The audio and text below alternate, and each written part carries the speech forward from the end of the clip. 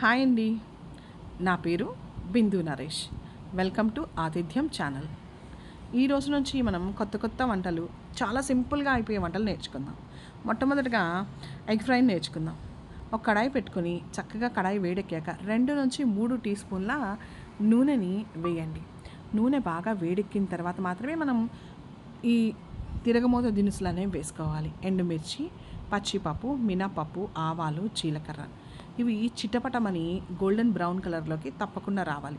లేకపోతే పచ్చి పచ్చిగా ఉంటే కూర అంతా రుచిగా ఉండదు. ఈ కూరని ఎవరైనా వండేయచ్చు, వంట రాని వాళ్ళు కూడా. చక్కగా కరివేపాకుని యాడ్ చేయండి. కరివేపాకు మంచిగా ఘుమఘుమలాడుతూ వాసన వచ్చాక దానిలోకి సన్నగా తరిగినటువంటి 2 ఉల్లిపాయలను వాడండి.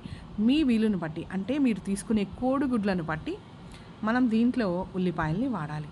ఉల్లిపాయల్లో వేసిన తర్వాత చక్కగా ఉప్పుని చల్లండి. ఎందుకంటే తొందరగా ఇవి గోల్డెన్ బ్రౌన్ కలర్కి రావాలి అంటే ఉల్లిపాయల్లో ఉప్పు అనేది తప్పకుండా వాడాలి.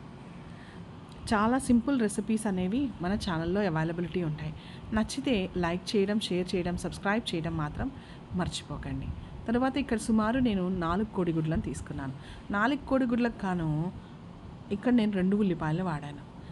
వేసేసి చక్కగా కలిపి మూత పెట్టేయండి. ఒక 2 నిమిషాలు. 2 నిమిషాల్లో మీకు కూర అనేది రెడీ అయిపోతుంది. ఈ తర్వాత దీనిపైనుంచి మీరు మీకు కావలసినంత కారాన్ని చల్లేయండి. రెడీ అయిపోయిందండి ఈ మనకి గుడ్డు ఫ్రై అనేది. దీన్ని అన్నంలోను, చపాతీలను చాలా చక్కగా తినచ్చు. చాలా రుచిగా ఉంటుంది. చాలా సింపుల్ రెసిపీ. ఎటువంటి మసాలాలు మనం ఇందులో వాడలేదు, కారం, ఉప్పు తప్ప. Healthy recipe. దీనికి కావాలంటే బ్రెడ్ మధ్యలో పెట్టుకుని కూడా హ్యాపీగా తినేయచ్చు. ఇలాంటి మరిన్ని మంచి వీడియోస్ కోసం మా ఛానల్ని లైక్ చేయడం, షేర్ చేయడం, సబ్స్క్రైబ్ చేయడం మర్చిపోకండి.